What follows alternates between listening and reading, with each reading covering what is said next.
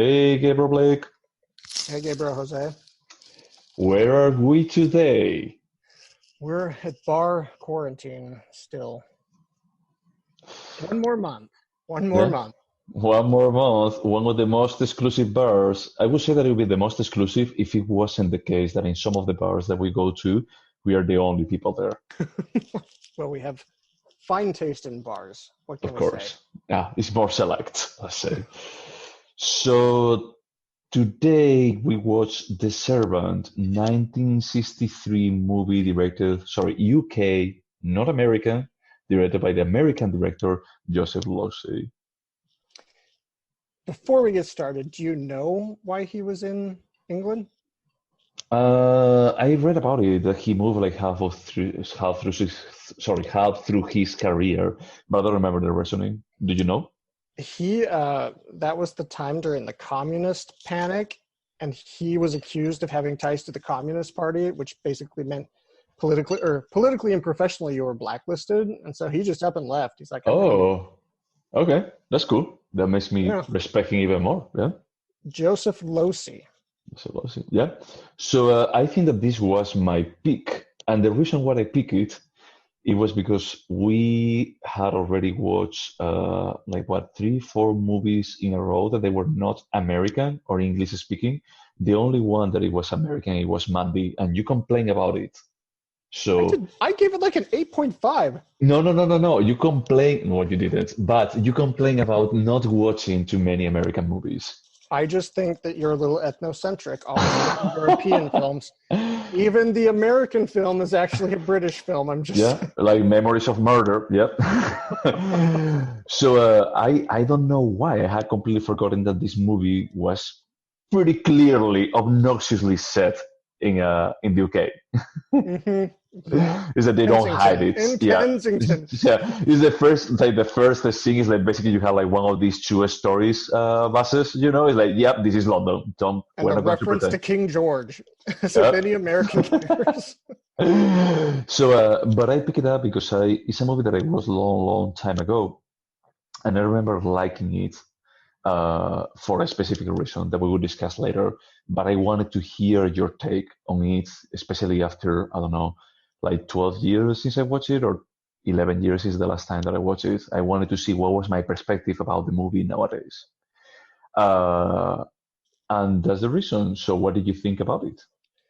Well, first there's a disclaimer. I have not read the New York Times review, so I'm not sure how I feel about this film yet. Okay.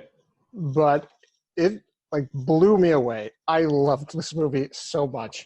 Wow. Um, I un- I don't know if it's unfortunately or fortunately, I knew that it was based on a novella from a gay author. And so I was very aware that there was very intense homosexual Homoerotic. undertones. Okay. Yes. Yeah. And so I was paying attention to that closely because it titillates me.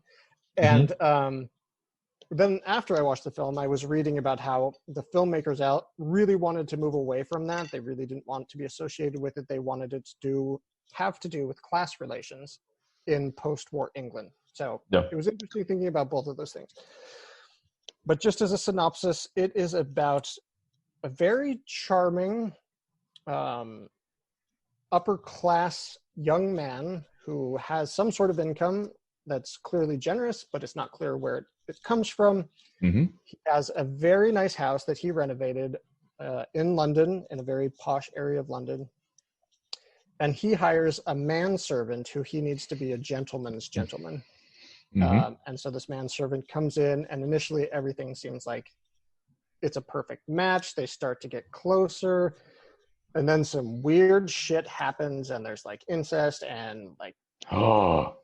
just very weird things. And eventually the power dynamic shifts, and this Hmm. very nice, educated, wealthy person who's the master eventually kind of switches from this sub-dom dynamic and becomes Hmm.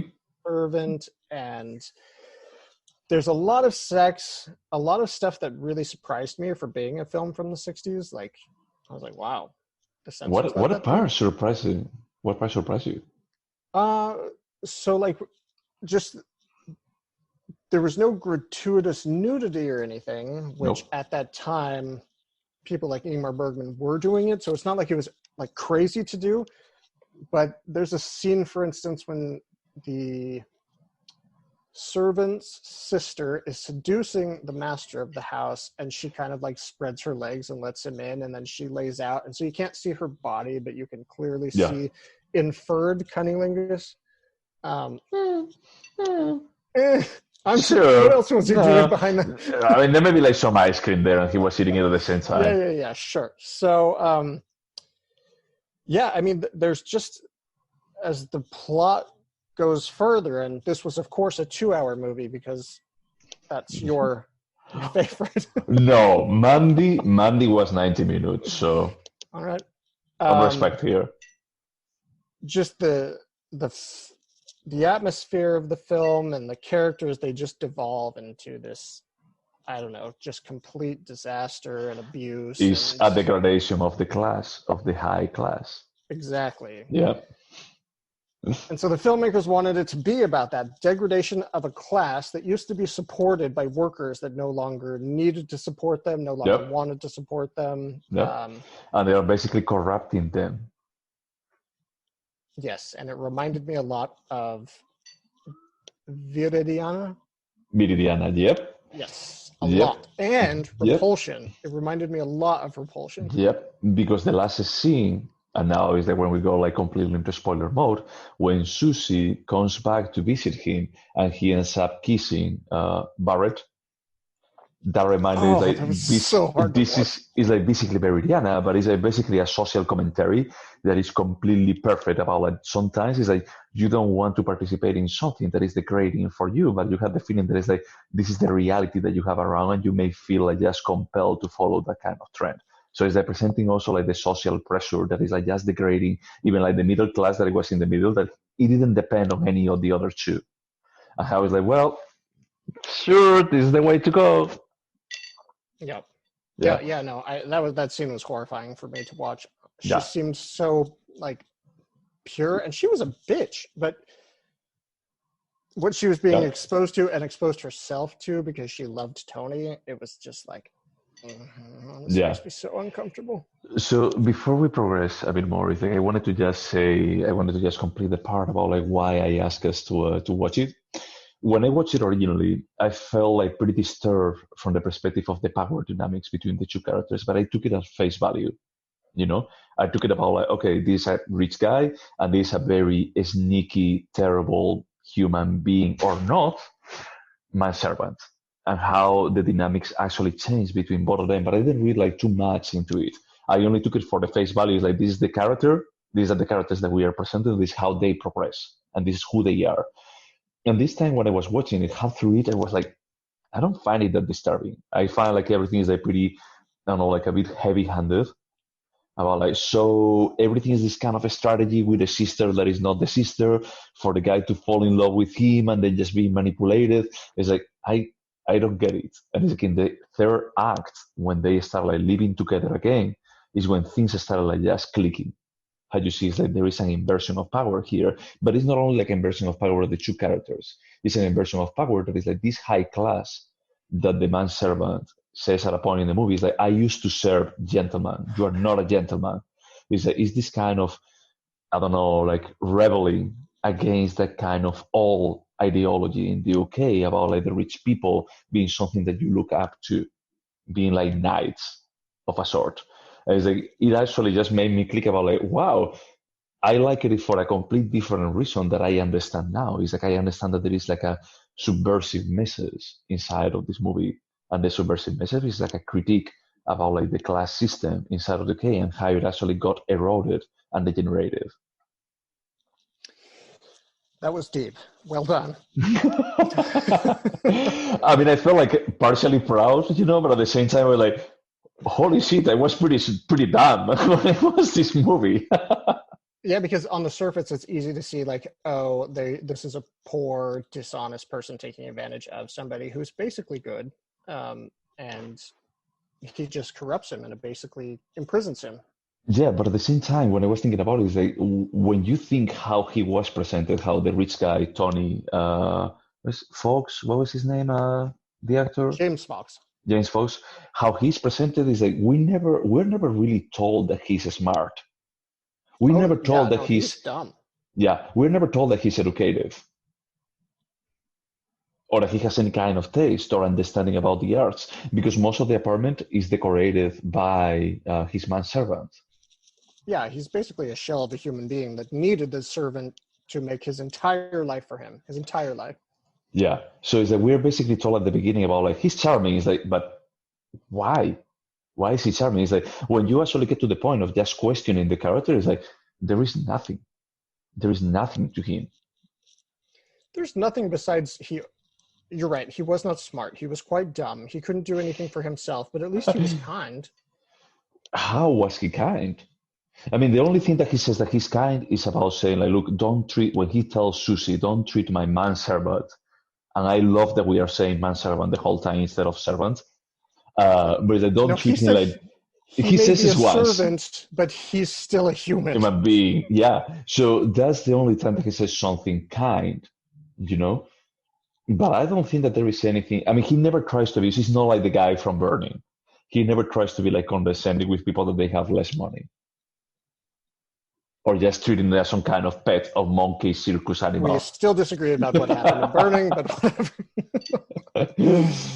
No, yeah, I see what you say. And actually, he was kind of shitty. I mean, he cheated on his fiance And with why? his pal's Yeah, sister that ended up being his sister slash lover. yeah. And But why? Why did he do that? That's the part that I don't understand on this movie. Is that there is this point that he started like just falling out of love with Susie, and he goes to a bar, almost hookups with this girl. You know, there are like some like logs that they're cross, and then he goes back and he just sees Vera there, like the sister, and he hookups with her and he falls in love with her, but I don't really know why. I think yeah, so I had a really hard time with this because, again, I knew there was like homoerotic tensions. And so I was trying to pay attention to their relationship and who this woman was that came in and it disrupted their relationship and what that all meant. So like honestly it means one thing when you look at it from the perspective of class relations and another yeah, thing when you're like, oh, this is especially actually subversive homosexual literature from the 40s actually, which is when the book was wow. written. Yeah. That's impressive. Is there any kind of sexual detail, like explicit sexual detail on the original novella?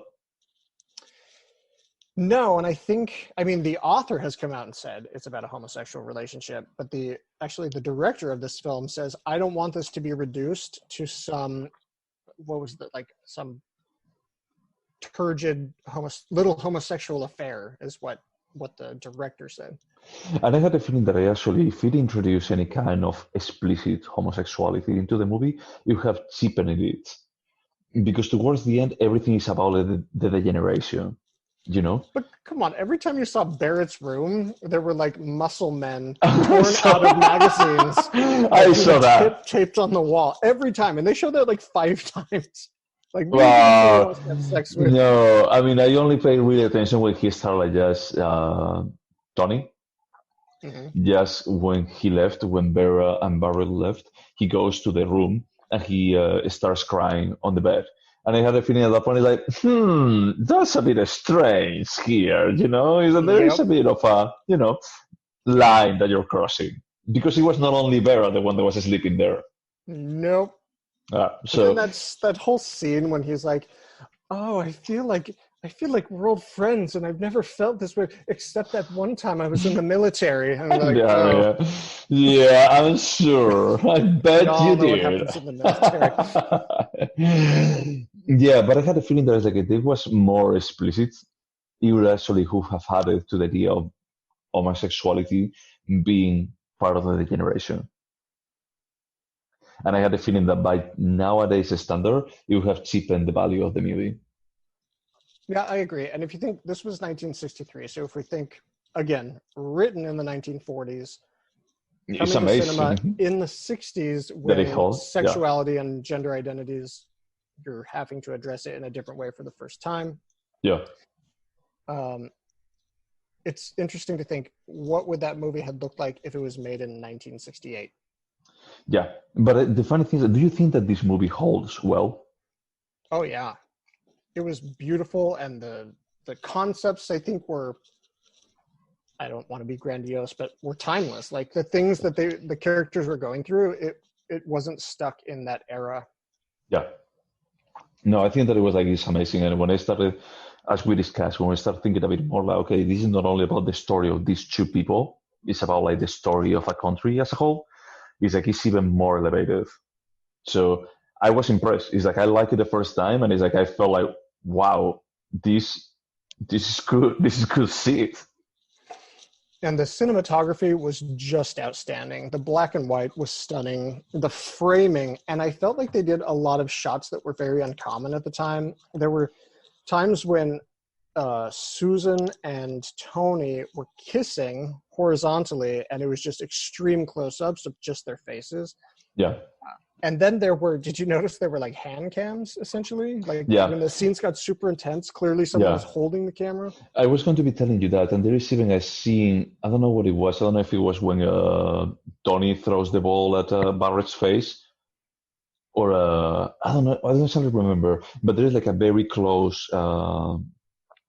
camera shot, close to the face of the character, that the camera that the guy is talking or the girl is just looking to the camera directly. So there are a couple of points that I feel that they falls a bit more into the experimental early '60s idea. Oh yeah, Uh, for sure. So that's the reason why before we started recording this, I thought about Blow Up. But Blow Up is supposed to also have like a reality commentary, about okay, this is what is happening in the world, but I'm not going to be like looking at the camera and saying like this is what is wrong, this is what is right. I'm going to be like presenting a very absurd kind of way some of the aspects of what is happening in nowadays. So I think that this movie does the same, but instead of being absurd, it tries to create some kind of a story. But they use like similar kind of resources. There is no a blow up, I think, or anything like that, but there is this experimental into the cinematography. So because we recently watched Blow Up, how do you think these two films compare? This is significantly better. Oh yeah, it's like in a different league, right? Well, And I love would Antonioni. I love him. I would say that the key scene of blow up when they're actually doing like the blowing up of the picture, Oh yeah. that scene is a masterpiece. That part, it's like it's incredible, but it's only like 5 minutes out of a 2 hour movie, and the rest of it is so surreal, so out of my sensibilities. Is like I cannot relate to that. But I think that this actually uses a bit more of a classic language to tell a story or to tell a message that is timeless. When blow up, it just uses like this kind of fade, like this kind of trendy stuff about, oh, let's just put some complaints here. Let's put like people doing mime and playing tennis. This is going to be representing something. It's like, no, it doesn't. I cannot relate to this at all. It's like I can actually, if I absorb myself, I can actually just get what Antonioni was thinking. Yeah, it's like Blow Up was a product of the 60s that had Yeah, some strong story influences in parts, but this is like a story that had some influences of the time. yeah. Um, I think that also being on the early '60s, there were still like how do you say? It was shot on a transition point between the yeah. classicists of the '50s and the experimental of the '60s. And I think that the experimentalist on this movie is also up on the camera work more than actually on the narrative. And in Blow Up, it's also up in both sides, and it's a bit harder to relate by nowadays standards. So how do you feel it compares to Repulsion? Because this is the movie that Repulsion should have been. But no, I mean, I don't agree. Repulsion, I think that it goes like 10 miles away on the experimentalist side. Even like from the narrative perspective, what Repulsion is telling is like, wow, this is crazy what you're portraying here. But I mean, Repulsion thought it was a very heavy, important film, I think. And it didn't achieve that, whereas I feel like The Servant, it just nailed it. It was like, yep, this is it. This is a great movie. I don't know, man. I mean, I will have to watch Repulsion again, but for me, it was like this is a weird movie. Is like this from it abuses of the idea of being experimental and like the camera work in some parts and just trying to be a bit more disturbing. And I remember there is like a good progression on the Catherine Deneuve character, but it never achieves like a higher goal. It doesn't feel like elevated A good cinema. progression. She's like not even a real human being. She's like this frail little flower that like can't complete sentences. Sure, but she actually goes more and more into madness. No? Well, she does. I just think in a not realistic way. This was like a realistic True. portrayal. Yeah, this is Yeah. a realistic portrayal. I agree with you. It's like it's a bit more like the starting point in Reclusion is already weird, and it goes from weird to the weirdest. And here it feels a bit more like from normal into a bit weird towards the end. Yes, I agree. I see what you're saying. Although it got quite dark at the end. That final scene was like, is that you, Michael Haneke? You mean like the guy like just in the laying down on the ground, completely drunk? Yeah, the last party and when he kicks Susan out of the house for good, and you're like, no, this doesn't I end know well for that. anyone. I honestly love that scene. It's like it made me think so much about Viridiana about like, wow, it's the same. It's about like just the corruption of the class. That's amazing. Like just the losing of morals of But to reality. be fair, Viridiana had a very specific thing it wanted to say, and that's poor people are evil.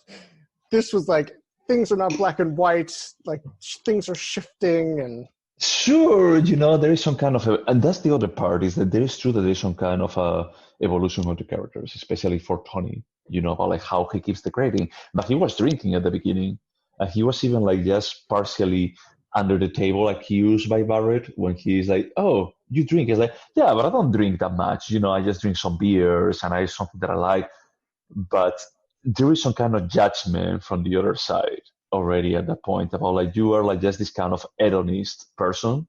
You're not a dilettante. You're like just an hedonist that you don't think about anything. The only thing that you're about here is like just enjoying life. So I'm going to be but abusing a lot of that. does that judgment hold any weight when the servant is fucking his sister in the house he doesn't pay for and stealing his cologne?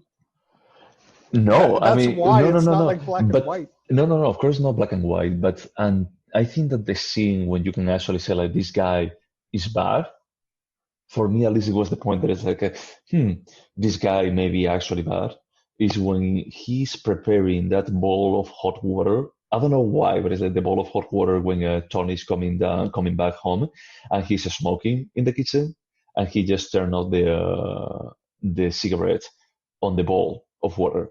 And at that point, I was thinking, like, that's soup. He's just turning on. But at that point, it's like I already knew how the movie was going to be progressing. I didn't exactly remember every single scene. And it's like, okay, I don't remember what is the first scene when he's a star disrespecting, like the master, let's call it. Mm-hmm. But it's a bit more exactly that. It's a bit more like just falling out of grace. And so, like, I used to respect those gentlemen, but you have shown me that you guys don't deserve anything. And if you And don't they don't. deserve that, yeah, and you don't deserve that, I'm going to be like taking whatever is there because I do deserve it. I'm putting the effort into doing that. What are you doing? You're just living out of whatever it was left by your parents. That they cannot even say what a poncho is. I love the scene where he was like, "Are you a gentleman? Because I had to teach you everything. I had to teach you what's stylish." I love when he pours the wine and he names the type of wine, and they're like, "What is that?" yeah, but I mean, I get it. It was getting to a point that is like basically the new generation of rich people. They were not putting any kind of effort. They were just giving everything on a silver platter. And from their perspective, it's like, okay, yeah, my life is done. I don't have to care. I'm going to be like building houses in Brazil. Clearing the rainforest. Yeah, but I'm going to be like, just, like removing all those pesky trees. Do you remember the shot when Susan and Tony come home from the countryside early? That was Catch amazing. Barrett Yeah. and Megan? Was her name Megan? No, Vera. Vera. Vera. Yeah, with V. Vera. They can hear them talking about the master super disrespectfully and they're having sex, and he comes out of the room. And so he's clearly naked because the woman looks away horrified, and Yeah. Tony's looking up the stairs, and the And he shadow stays of there. Barrett Yeah. is right behind. I was like, oh, this is so good. It's so beautiful and so fucked Yeah. up. Yeah, I mean, the thing is that there are parts that they are clearly homoerotic, but they're also, you can take them in a way about like just the alpha male, like trying to assert their dominance over the Yep. other, so it's like, okay, it's homoerotic, but we are So the whole gay. time, I was like, who's the top? Like, I don't get it. I think that they're more bears. The And I both think, first. yeah, I think that probably Barrett is the bottom, but it's like this kind of very disrespectful, bitchy power bottom. Like a dominant bottom Dominant that bottom. Yeah, power bottom. the tops just don't like. Yeah. No. So, should we score? Yeah, hold on. I need to reference the spreadsheet because I need for this to fall in line.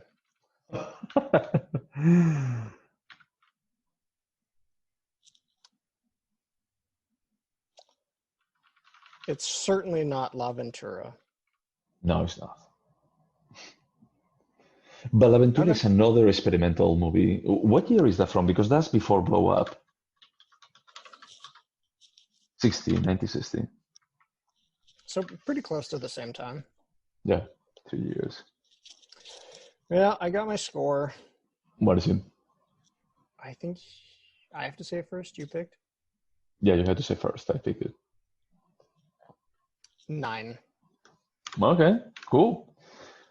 So for me, I'm a bit torn because I think that this is not as good as Viridiana.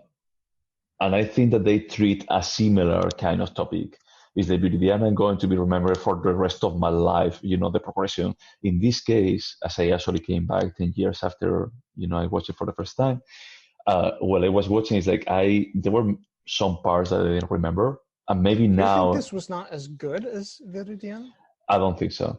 But it's like, once again, it's like I may be a bit biased because I relate a bit more to the cultural Of course, references of because that's a Viridiana. film from your country and you're an ethnocentrist. Sure, whatever. That's a fucking good movie. And this actually had and besides that is that there are like many references between both of them. There are like similar topics on both of them. Yep. And I think that the last scene, the last 20 minutes, is basically the last 30 seconds of Viridiana. But I don't want to score it as high as that because I think that there should be like a bit of a difference. So I'm going to be like saying 8.25. Oh, you're doing quarter points now. I see. I'm sorry, man. But it's like, I gave an 8.5. I changed mine to 8.96. But I would say that it's like it impressed me more now than it impressed me 10 years ago. Yep, it's a great movie. So when you suggested it, I read the synopsis, a brief synopsis, not the whole thing, and I was like, this is gonna be lame. It wasn't. Yeah. No, but it's more impressive than what it looks like at the beginning. So you think the talented Mr. Rip? Oh no, that was my score. Never mind. What? I scored the talented Mr. Ripley 8.5. Oh, you think that this is like close by? Yeah. What did they score, the talented Mr. Ripley? You gave it a 7.5. I like that movie. I like it. But it's like, the more that I watch it, is that I'm like, yeah, that's good. It's good. No, I mean, that's good. I mean, happy to hear that you liked it that much. So it was good, and not that I know everything about cinema, but I was disappointed in myself that I hadn't heard of this director yet. So the reason why I got it is because one of my exes gave me like a 3 movie pack of Joseph Losey. To this day, I only watch The Servant. But you liked the movie. Why didn't you watch anything else? I mean, the thing what I didn't watch the other 2 is because I was so shocked by that one. Because I took it like by face value. Only by face value. It's like, wow, Barrett is really evil. And at that point, I was just reading, it's like, he's a mastermind of cruelty. And then when I was watching, it's like, no, there are like some stuff here that is like really far-fetched. You cannot really believe on what is going on. You have to just read a step farther than that. And when you read like you that, watched it's this like 12 years ago, right? So you were in your mid-30s? No, I wasn't. Thank you, Blake. Were you even born back then? But no, I mean, I was just impressed that I could appreciate it for different reasons this time. Yeah, I genuinely feel like this is one of the better movies that we've watched in the last few years. This is the third nine that you scored since we started recording the podcast. But what are the other nines? One was A Christmas Christmas Tale, Tale. and the That other is one nearly a perfect film. and the other one was spring, summer, fall, Come winter. on, you don't like A Christmas Tale. I get it, but No, no, no, those no, are no, three no, really good movies. no. They are, and I think that I told you, and you also gave a nine to Burning. You actually gave it to 4 out of the 12 or 13 movies that we have watched so far. You gave them a nine. 12 or 13 movies. We've seen over 50. We've seen 55. Yeah, no, but I know it's like we have been selected a lot of good movies lately. That is like even we are like a bit there is a bit of disparity on our score from time to time. I think that we have been a bit more consistent of the movies that we have been watching. Yeah, it's So definitely different than when we were watching like Touch of Evil.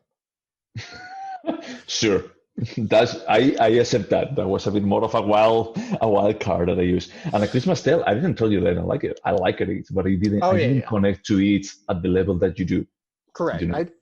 You like the movie, but I think it's like transcendental. Yeah, Maybe it's because I not. saw my family in this. It's not the same case as Burning. You know that like for me that's not transcendental cinema, but that's a We're different not kind going to of a talk story. about Burning ever again. So what are we watching next week? So initially, there's a film that also stars James Fox, that also stars Mick Jagger, that explores very similar questions, but was produced in 1968. And that's what I wanted to watch, but then I completely changed my mind. So we're keeping Performance from 1968/1970. We're keeping that on the list, but for next week, we're going to watch Sexy Beast. That sounds good. What is Sexy Beast? Do you know anything about it, or you just check the name? I know that it came out when I was a sophomore in college, or in high school. Wow, that was like And what, 10 years ago? it's like 6.5 years ago. Okay. And I completely dismissed it because of a number of things. But then recently, my brother-in-law, who I respect very much when it comes to cinema, said that it was really good and that I should watch it. It's a gangster film. It's actually a real American film. So I wanted something a little different. Okay, man. Okay, I will take the notes. I will just select something for you that you can just If we consume could with your just watch American Michael Bay's sensibility. Ninja Turtles next time, that would be great. But the first or the second? We can watch the second. You know, sequels are always better. Of course they are. So yeah, let's watch Sexy Beast. Okay, man. Well, this was great. I'm happy that the conversation went so well. No? Mm-hmm. Good job. You did Yeah. good. I feel proud. I will put a star right now on my chest. Okay, man. Well, take care. Thank you so much, folks, for listening to us. Until next time, wash your hands.